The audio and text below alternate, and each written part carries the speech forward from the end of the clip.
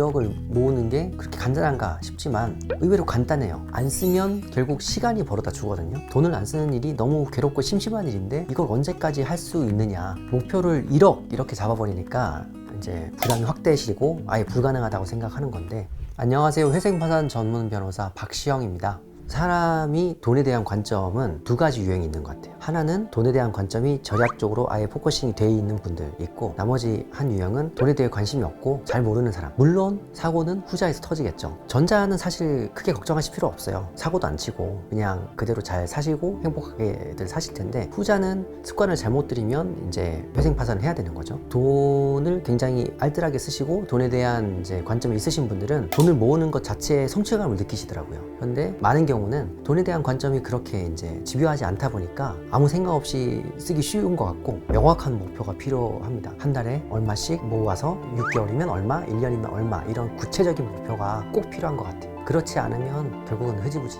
될 수밖에 없는 게 돈인 것 같습니다.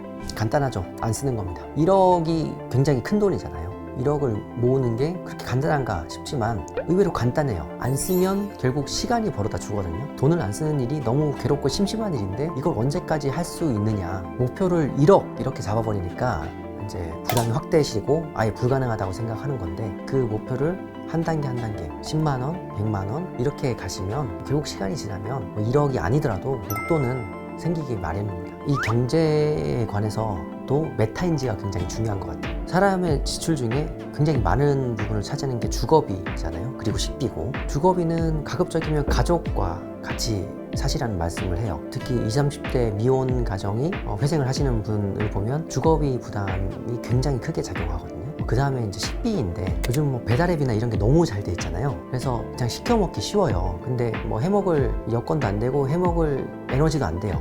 그랬을 때 생각을 해보는 거예요. 내가 요리하는 시간, 재료를 구하는 시간을 아껴서 내 자아 발전에 써서 내 소득을 올릴 수 있느냐. 그런 분들은 그냥 시켜 드시고 쉬세요. 근데 그것보다는 당장 요리든 아니면 다른 방법으로 식비를 줄이는 게 나에게는 더 득이다 라고 생각하시면 그 방법대로 하셔야 됩니다. 각자의 상황에 맞게 소비를 이제 조절을 하셔야 되고, 회생을 성공적으로 하신 분들 중에 그런 분들이 있어요. 정말 한 번도 안 사요. 옷도 안 사고 밥도 안 사 먹습니다. 밥은 다 회사에서 해결하고, 그 출퇴근도 자전거를 구해요. 그 자전거를 어디서 구했냐? 당근에서 무료 나눔하는 자전거를 받아서 50분 거리를 출퇴근을 하는 거예요. 매일매일. 그런 식으로 극단적으로 소비를 줄여서 회생하면서 면책도 당연히 받으셨고, 이분이 그 사이에 아파트 청약을 받아서 아파트 입주까지 하신 분이 있어요. 개인회생을 하면 본인의 버는 돈에서 그 최저 생계비가 얼마 안 되거든요. 1인 가구에서 뭐 120만 원 이 정도인데, 돈을 제외한 나머지를 전부 갚아야 돼요. 저축을 할 수 있는 여지가 거의 없잖아요. 근데 그런데도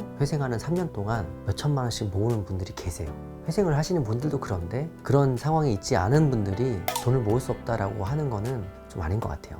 회생하면서 돈을 많이 모으시는 분들은 이제 그 소비를 줄이시는 분들도 있지만, 회생을 계기로 본인의 역량을 개발하겠다 해서 2잡, 3잡 뛰시고, 그러면서 더 회사에서 하다못해 저녁 식비라도 해결하기 위해서 야근을 도맡아 하시고, 이러면서 자연히 그게 승진으로 연결되고 급여도 올라가고, 이런 분들이 많습니다. 욕망을 해소하는 방법을 소비로 잡아버리면 그런 분들이 빚의 굴레에 빠지시는 것 같아요. 그래서 교육이 중요하다는 게, 뭐 최근에도 타일러 씨가 한 방송에서 그 얘기를 했더라고요. 한국인들은 학교를 다니면서 자기가 뭘 좋아하는지 찾는 훈련을 안 하는 것 같다. 저는 나름 공부를 열심히 했다고 생각을 하는 사람이지만, 저도 학교에서 그런 교육을 받은 기억이 없거든요. 사회에 나와서 스스로 이런저런 시행착오를 겪으면서 깨닫게 되는데, 소비라는 잘못된 스트레스 해소법을 만나면 결국은 다시 원점으로 복귀하자라는 겁니다. 이거는 뭐 좀 다른 얘기인데, 어떤 분이 저한테 이런 질문을 한 적이 있었어요. 그렇게 학창시절에 20대 때 그렇게 힘들었는데 내려놓고 싶다는 생각을 한 적이 없냐, 어떻게 그렇게 버틸 수 있었냐고 하는데, 제 삶이 너무 소중하잖아요. 계속 더 나아지기 위해서 노력을 해야죠. 각자의 탈을 쓰고 태어났잖아요. 본인을 사랑할 수 있는 존재는 본인뿐이니까 본인을 더 아끼고 관심을 주시면 자연히 이제 해결되지 않을까 싶습니다.